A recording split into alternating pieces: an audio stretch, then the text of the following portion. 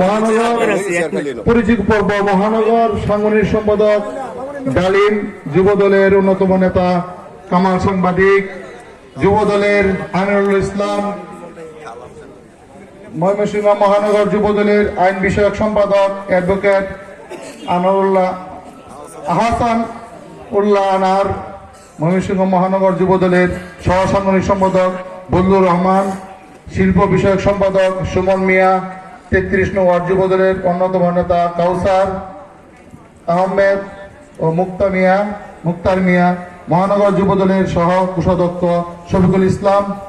সুমন, শাহজাহান এবং মহানগর যুব দলের অন্যতম নেতা জাহাঙ্গীর, মাসুদ রানা, সোহেল রানা।